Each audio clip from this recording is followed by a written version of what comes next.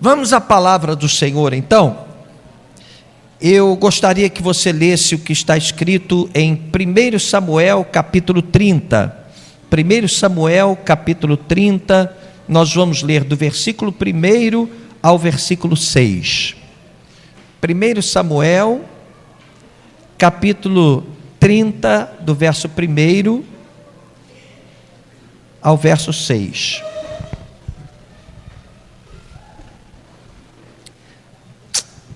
Glória a Deus. Eu estou utilizando a Bíblia NVI, tá? A nova versão internacional. Acharam? 1 Samuel 30, do verso 1 ao 6. Diz assim a palavra do nosso Deus: Quando Davi e seus soldados chegaram a Ziclag, no terceiro dia, os amalequitas tinham atacado o Neguebe, incendiado a cidade de Ziclag. Levaram como prisioneiros todos os que lá estavam, as mulheres, os jovens e os idosos. A ninguém mataram, mas os levaram consigo, quando prosseguiram seu caminho. Ao chegarem a Ziclag, Davi e seus soldados encontraram a cidade destruída pelo fogo, e viram que suas mulheres, seus filhos e suas filhas tinham sido levados como prisioneiros. Então Davi e seus soldados choraram em alta voz, até não terem mais forças. As duas mulheres de Davi também tinham sido levadas, Ainoã de Jezreel e Abigail de Carmelo, a que fora mulher de Nabal. Davi ficou profundamente angustiado, pois os homens falavam em apedrejá-lo. Todos estavam amargurados por causa de seus filhos e de suas filhas. Davi, porém, fortaleceu-se no Senhor, o seu Deus. Amém? Meus amados, nós estamos numa expectativa muito grande para o ano que está chegando. E nada melhor, nada mais relevante do que dar ouvidos à voz de Deus, para entender quais são os propósitos que Deus tem para a nossa vida. Nós precisamos estar prontos, preparados, para ter uma vida melhor. Afinal, todos nós queremos ter uma vida boa, uma vida farta, uma vida na presença do Pai, experimentando as maravilhas do Senhor. E, infelizmente, existem pessoas que passam a vida na igreja e não mudam seus hábitos, não conseguem mudar seus hábitos, não crescem, não evoluem, não tentam fazer o novo, e por conseguinte, essas pessoas também não têm resultados diferentes. Se você quer resultados diferentes, a gente tem falado muito sobre isso aqui, é preciso que você esteja disposto a experimentar, fazer diferente. Você tem que estar pronto para fazer diferente. Você tem que estar pronto para experimentar algo novo, para mudar alguma coisa que talvez precise ser mudada na sua vida. E a gente está aí, chegando 2020. Se nada mudar, se você não for capaz de identificar onde você está errando, ou as áreas da sua vida que precisam ser tratadas, não adianta dar tapinha nas costas e desejar para você um ano melhor, porque as coisas não vão mudar. A gente falou isso aqui domingo passado. Se você faz um bolo sempre do mesmo jeito, como é que você quer que no final o bolo fique diferente? Né? Se o bolo sai solado, você tem que descobrir por que o bolo está saindo solado. E tentar mudar alguma coisa, tentar entender o que está acontecendo, por que está dando errado. Isso é fundamental que aconteça, para que você possa ir crescendo, evoluindo e melhorando a sua performance e buscando resultados diferentes para a sua vida, porque afinal, a bênção do Senhor, eu tenho certeza, está sobre a tua vida. Quantos aqui podem dizer, eu sei que Deus é comigo? Levanta a mão assim para ver. Pois é, o problema é que existem pessoas que estão cheias da presença do Senhor, mas estão com a vida toda enrolada. E existem pessoas que estão cheias da presença do Senhor, mas venceram. Para onde você quer ir? Você quer ser um abençoado todo enrolado, ou um abençoado que vai para o céu e feliz? Porque para o céu você vai de qualquer jeito, porque Jesus já morreu por você, já pagou o preço do seu pecado. Você está aqui, está na igreja, conhece a palavra. Então o sangue de Jesus já te purificou de todos os teus pecados. A questão é, que tipo de vida você vai ter em 2020? Qual a qualidade de vida que você vai ter em 2020, 2021, 2022? E isso vai depender muito das suas escolhas, dos seus hábitos, da maneira de você pensar, da maneira de você agir, né? E hoje nós vamos falar sobre uma coisa muito importante, que tem a ver com essa preparação para 2020. A gente já tem ensinado você a cultura da honra. Isso é muito sério. Honrar para ser honrado. Isso é fundamental, primeiro passo. Não adianta você se esforçar muito e se esquecer de Deus. Você vai trabalhar e depois você vai se frustrar. Deus tem que ter o lugar de honra na sua vida. Você entende o que eu estou falando? E tem que vigiar, porque às vezes, sem perceber, o inimigo vai tirando isso da gente. Sem que você note, você vai deixando de honrar a Deus. Isso é muito sério, porque a hora que você deixa de honrar, você deixa de ser honrado. O caminho, o segredo, não vou nem dizer segredo porque está revelado na Bíblia, mas o caminho para você buscar a honra é aprender a honrar. Você tem 10 vizinhos lá que você se relaciona com eles. Um deles se preocupa com você, te honra, está do teu lado. Se amanhã você tiver que socorrer alguém, a quem você vai querer socorrer primeiro? Aquele que te honrou, né? E Deus não é diferente. Deus age exatamente assim. Ele é claro: aos que me honram é que eu vou honrar. É o que disse o Senhor. Então esse é o primeiro princípio. Agora, não é tudo. Porque você precisa aprender a trabalhar, gostar de trabalhar. Você precisa ser uma pessoa organizada.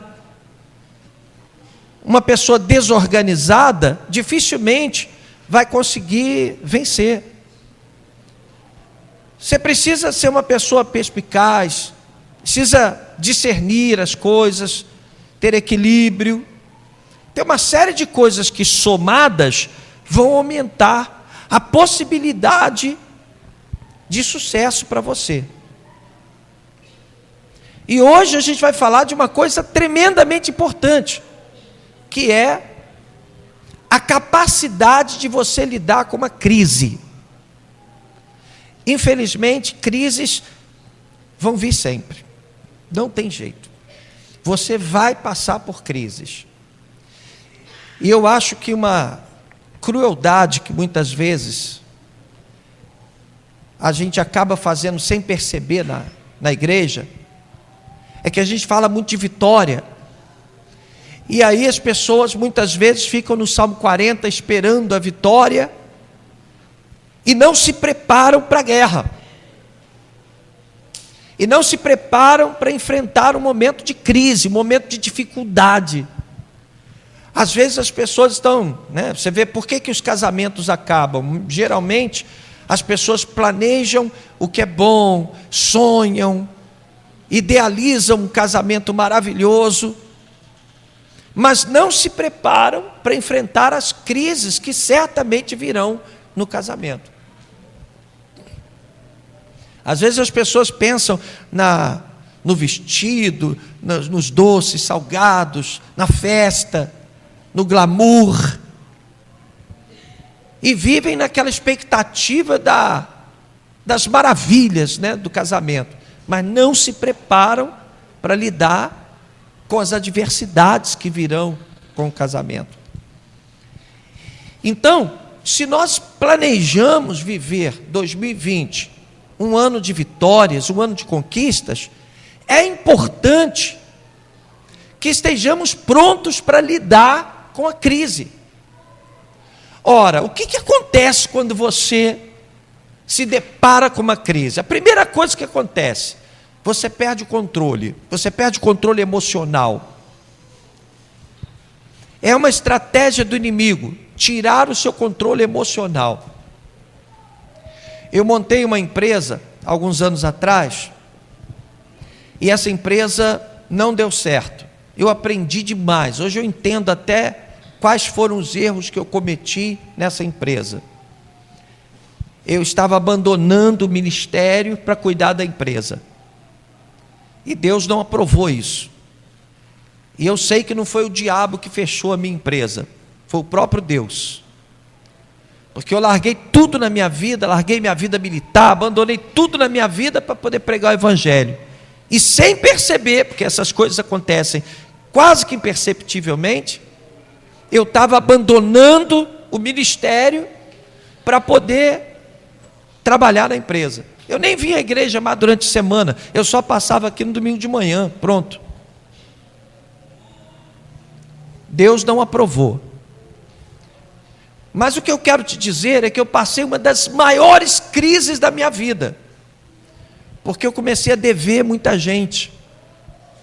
Eu fiquei com uma dívida muito alta, eram dívidas altíssimas.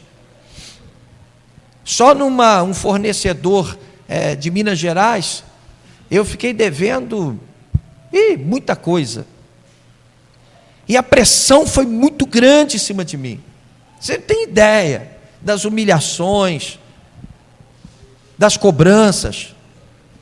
Eu tenho um amigo que, outro dia ele me ligou e falou assim, estou muito triste, muito aborrecido. Eu falei, por quê? E ele disse, porque meus credores são tão incompreensivos, né? Geralmente o credor é muito incompreensivo. Ele quer saber se você tem, se você não tem, ele quer receber. E no auge dessa situação, eu tinha uma pessoa muito querida na época da família, que estava praticamente vivendo seus últimos dias com câncer no pulmão, sofrendo demais, e a gente cuidando dela, e naquela pressão toda, e dívida, e as pessoas me ligando. E aí um dia eu, conversando com uma pessoa, eu fui desabafar com essa pessoa, falei, olha, minha vida está de cabeça para baixo, meu Deus. E essa pessoa disse para mim, olha, bispo, se tranquiliza, Deus é contigo. Você está hoje passando pelo vale da sombra da morte, mas isso não significa que você vai perder essa batalha. Deus sempre te conduz em triunfo, amém? Mesmo quando você acha que está tudo perdido, mesmo quando você acha que está tudo dando errado, Deus está impedindo alguma coisa pior. Deus está pegando o trem e botando onde? Nos trilhos, entendeu? Aí eu disse para esse meu amigo, mas como é que eu vou fazer? Eles não me deixam, me ligam toda hora, me ofendem, e meus credores ficam atrás de mim, me pressionando. Aí ele disse para mim, olha só, esquece seus credores, você não vai pagar? Você tem dinheiro para pagar? Eu falei, não tenho. Então, fica calmo, diz para eles, olha, não tem dinheiro, entendeu? Não tem dinheiro, não vou te pagar, agora não vou te pagar, depois eu vou te pagar, quando eu tiver dinheiro, e não adianta me pressionar. E aí, eu comecei a entender, que se eu entrasse em pânico, eu não conseguiria pagar ninguém. Eu tinha bastante produto ainda, tinha muita coisa para vender, tinha muitas coisas tinha ativos. E aí eu comecei a me acalmar. E era interessante porque os credores me ligavam, aí eu atendia, alô? Não, porque você é safado, rapaz, você não me pagou. Aí eu falei, está tudo bem com o senhor? Por que o senhor está nervoso? Aí a pessoa, eu estou nervoso porque o senhor não me pagou, rapaz, e tal. Eu falei, mas quem deveria estar nervoso sou eu que estou te devendo. Quem deveria estar triste era eu que estou arrasado aqui, porque eu te devo. Você não, você é o credor, você está bem. mas porque não sei, olha só, infelizmente eu não vou poder te atender mais, porque eu tenho que correr atrás de dinheiro para te pagar. E não atendia mais, e tocava, não atendia mais. Aí às vezes eu atendia, a pessoa, você vai falar comigo calminho, ou você vai falar nervoso? Se você for falar nervoso, eu não posso falar com você, porque eu estou muito nervoso, que eu te devo, né? Eu tenho que arrumar dinheiro para te pagar. Resultado, gente, eu me acalmei, orei ao Senhor, não entrei na pilha de ninguém, o nome foi sujo, voltou um monte de cheque, eu fiquei calmo, confiante no Senhor.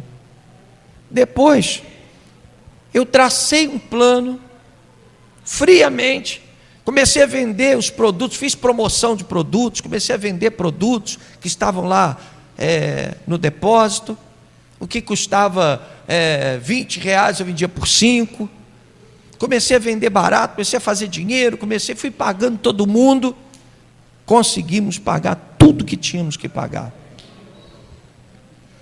O que eu quero dizer para você é o seguinte: de repente, vem aquela crise, e uma estratégia do inimigo é balançar você, é trazer confusão para a tua cabeça. Aí você entra em pânico. Meu Deus do céu, meu Deus do céu. E quando você entra em pânico, você perde a condição de pensar, você já não raciocina, você já não consegue administrar os problemas, você já não consegue gerenciar aquela crise que você está passando.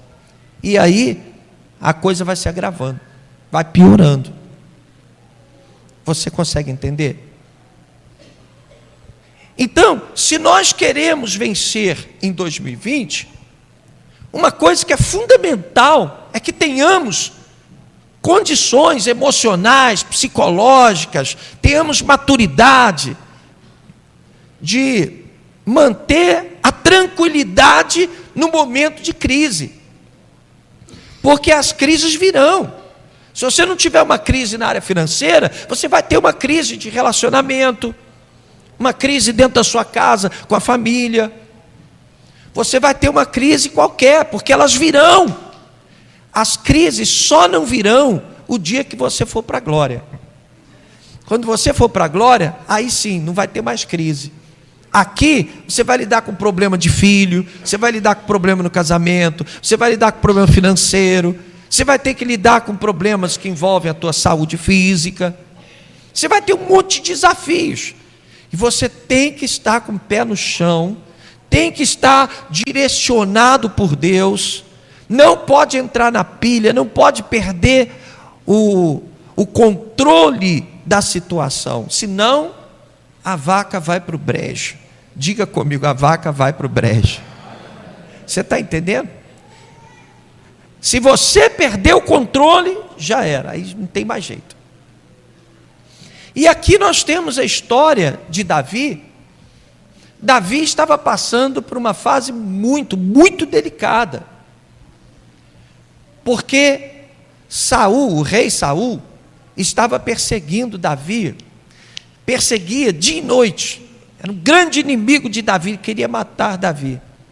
Inclusive lá em Israel, quando a gente vai a Israel, tem em Gued, um lugar, um oásis, às margens do Mar Morto, e é interessante porque é deserto, tudo deserto mesmo. Aí você entra por uma trilhazinha no meio do deserto e anda mais ou menos como daqui lá para Madureira assim, aí tem uma cachoeira no meio do deserto, é lindo.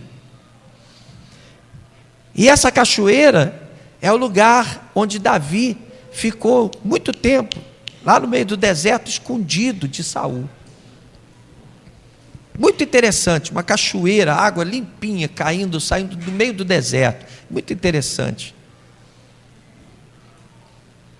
Então Davi sofreu muito com essa perseguição do rei Saul, e houve um tempo que Davi procurou a ajuda dos filisteus, que eram inimigos de Israel.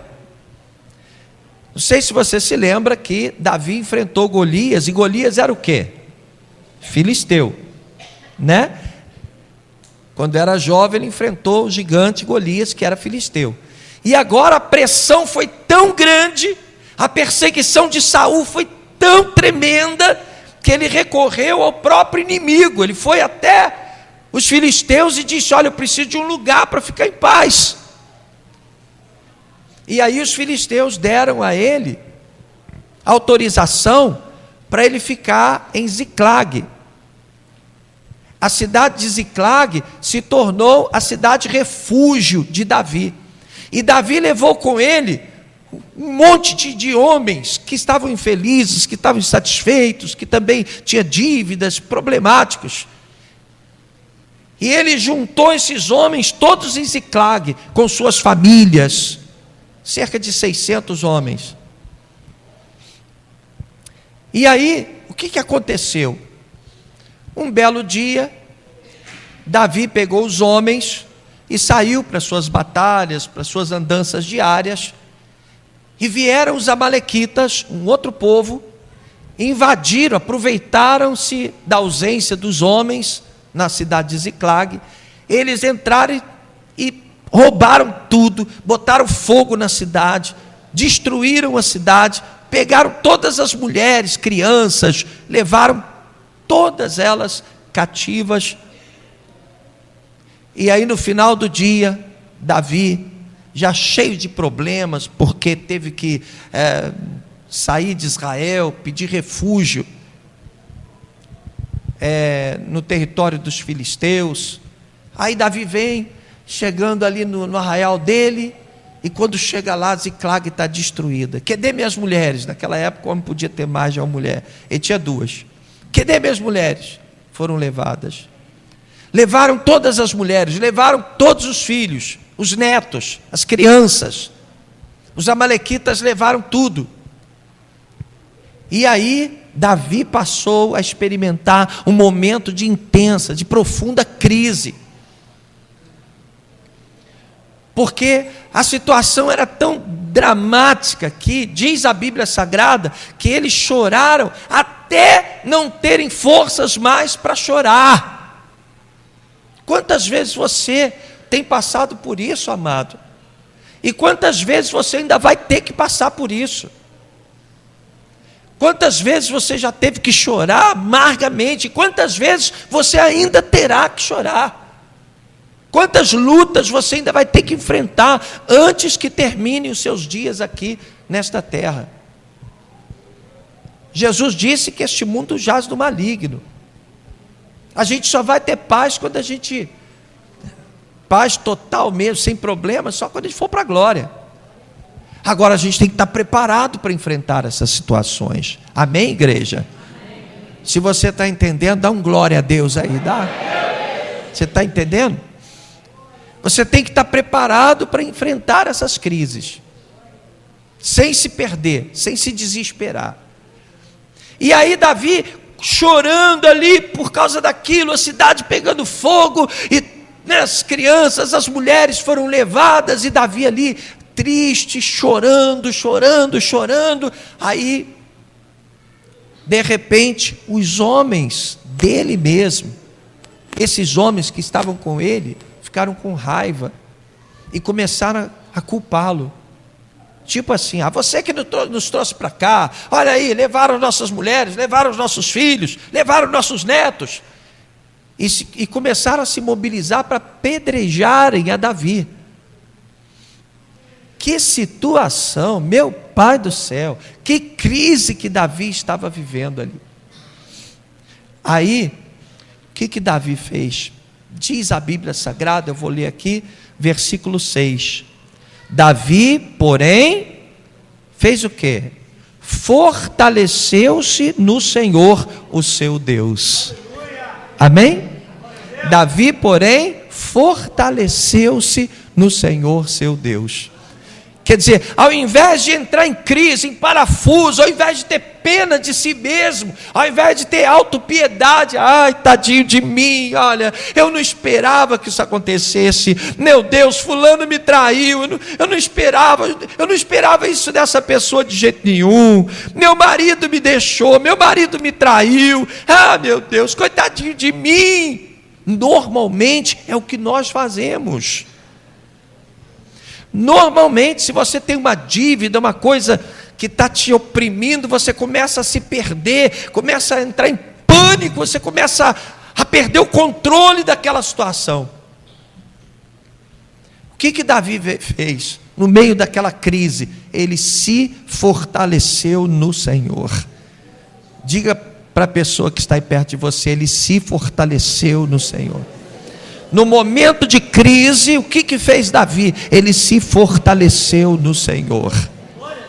Eu quero dizer uma coisa para você, meu amado, você não está livre de enfrentar situações de adversidade. Você não está livre de enfrentar crises que vão te assustar. Em alguns momentos você vai olhar para a direita, para a esquerda e vai ter aquela sensação de que o mundo inteiro está caído sobre a tua cabeça. Você vai olhar para um lado e para outro e não vai gostar das desilusões que você vai ter, das decepções que você vai ter que enfrentar. Você vai passar por situações difíceis demais. E nessas circunstâncias é que você precisa se mostrar forte. Diga ao fraco: eu sou forte. Se você baixar a tua guarda, se você entrar em pânico, se você entrar numa de ficar com pena de si mesmo, se você começar a recuar, desistir dos seus sonhos, se você começar a perder o controle emocional, psicológico, meu Deus, e agora o que eu vou fazer? E perde o controle. Muitas vezes as pessoas nessas situações difíceis até se afastam da igreja. Às vezes as pessoas na crise, você vai procurar, não estou indo na igreja porque eu estou com problema. Ué, está com problema? Melhor lugar para você ir quando você está com problema é na igreja, né? Então, se tem uma coisa que o inimigo vai tentar fazer, se tem uma coisa que o inimigo com certeza vai articular, vai tentar fazer para impedir o teu sucesso, o teu crescimento, vai ser tirar você do equilíbrio. Ele vai tentar de alguma forma desequilibrar o teu emocional, mexer com o teu emocional. Ele vai tentar te desanimar, vai tentar fazer com que da tua boca comecem a sair palavras de desânimo, murmúrios. Você vai começar a murmurar, vai começar a reclamar da vida. É tudo que o diabo quer que você faça no momento de crise. Daqui a pouco você está lá, ó céus, ó vida, né? Cheio de pena de você mesmo. E se você tem autopiedade, você se torna fraco. Você começa a perder a coragem, a ousadia, a determinação. Então, o que nós estamos fazendo aqui hoje, eu creio que esta palavra é palavra de Deus para a tua vida. Porque Deus, na sua onisciência, na sua presciência, Ele sabe que tem muitas crises que você ainda vai ter que enfrentar na vida. Você ainda vai passar por muitas lutas, mas que no meio dessa crise você diga: eu sou forte. No meio dessa crise você, calma, eu tenho comigo o Senhor dos Senhores, comigo está o braço forte do meu Deus. Em todas estas coisas eu sou mais que vencedor. A gente até se lembra de Paulo e Silas da prisão, né? A gente pode contar com a ajuda do Senhor. Quando você pensa que está tudo perdido, tudo acabado, se lembra que há um Deus que te ama. Se você parar e orar, você vai sentir a presença de anjos do teu lado, né? Anjos do Senhor estarão acampados ao teu redor para te livrar do laço do passarinheiro, da peste perniciosa. Amém? Diga comigo: eu posso todas as coisas. Você tem ideia do que é todas as coisas? O que é todas as coisas? Qual é o seu grande desafio? Conta para mim. Qual é o seu grande desafio? Pensa aí. Qual é? Agora repita: eu posso todas as coisas. Eu posso tudo. Eu posso qualquer coisa. Eu posso todas as coisas por intermédio de Jesus Cristo. Amém? Se Deus é por mim, quem será contra mim? Olha que maravilha. Se Deus é comigo, então quem é que vai ser contra mim? Não tem jeito. Comigo está a mão do Senhor. Quem se levantar contra mim vai ter que se levantar contra o meu Deus. Amém? Então, o que Davi fez? Ele se acalmou, ele não entrou na pilha, ele não se deixou abater. Aí ele orou ao Senhor: Senhor, o que eu faço nessa situação? Eu devo ir atrás desse pessoal? Se eu for atrás desses inimigos, eu vou conseguir recuperar nossas mulheres, nossas crianças, nossos netos, filhos? E o Senhor então disse para ele: olha a importância de você se colocar diante de Deus. O Senhor disse para ele: olha, vai, pode ir sim, vai lá, vai, porque eu serei contigo, e você vai conseguir trazer tudo de volta. Aí o que aconteceu? Saíram lá e encontraram um deles, um dos amalequitas, estava doente. Eles pegaram aquele amalequita, trouxeram e cuidaram dele, deram um alimento forte para ele se levantar. Quando ele se levantou, aí Davi perguntou para ele: vem cá, para onde foram os teus amigos? Onde eles estão? Aí fez um acordo com ele: se eu disser, o senhor vai poupar minha vida? Vou. Tá, então vou levar vocês lá. Davi pegou seus homens e foi em busca de resgatar tudo que o inimigo havia levado. E diz a Bíblia Sagrada, olha, eu vou ler aqui a partir do verso 16, 1 Samuel 30, verso 16. Quando ele levou Davi até lá, esse rapaz levou Davi até lá, os amalequitas estavam espalhados pela região, comendo, bebendo e festejando os muitos bens que haviam tomado da terra dos filisteus e de Judá. O que Davi fez? Verso 17. Davi os atacou no dia seguinte, desde o amanhecer até a tarde. Foi um dia todo praticamente de guerra. E nenhum deles escapou, com exceção de 400 jovens que montaram em camelos e fugiram. Davi recuperou tudo o que os amalequitas tinham levado, incluindo suas 2 mulheres. Nada faltou, nem jovens, nem velhos, nem filhos, nem filhas, nem bens, nem qualquer outra coisa que fora levada. Davi recuperou tudo. Diga comigo: Davi recuperou tudo. Esta é a palavra de Deus para você hoje, meu amado. Você vai enfrentar crises? Sim. Você vai ter que se deparar com situações difíceis? Vai. Esteja pronto, esteja preparado, não seja fraco, não fique com pena de você mesmo, e nem por um momento sequer duvide dos propósitos que Deus tem para a tua vida, do amor de Deus. Deus ama você, Deus não vai te deixar na mão de jeito nenhum. Então as crises virão, mas se você quer ser uma pessoa vencedora, esteja preparado para lidar com essas crises, porque maior é aquele que está contigo, maior é o teu Deus que está do teu lado. Você consegue receber essa palavra? Diga glória a Deus. Quando os ventos soprarem fortes, quando as águas vierem com ímpeto, baterem contra a tua casa não vai cair. Por quê? Porque ela está edificada sobre a rocha. As tempestades virão, o vento vai soprar. Esteja preparado para isso.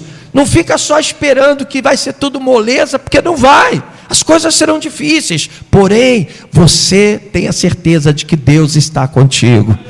Amém?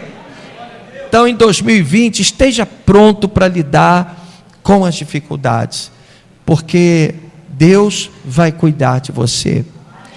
Coloque a mão sobre o teu coração, em nome do Senhor Jesus. Diga agora: Senhor, eu sei em quem tenho crido. Diga com fé: eu sei em quem tenho crido. Eu sei quem é o meu Deus. Eu sei quem me ama e quem cuida de mim. No fundo, quem cuida de mim, quem me protege, quem me guarda, quem me ampara, quem tem sido o meu Deus, a minha fortaleza, a minha rocha. Diga comigo assim: eleva os meus olhos para os montes, de onde me virá o socorro? o meu socorro, eu sei de onde vem. O meu socorro vem do Senhor, que fez os céus e a terra. Aleluia, Jesus, aleluia.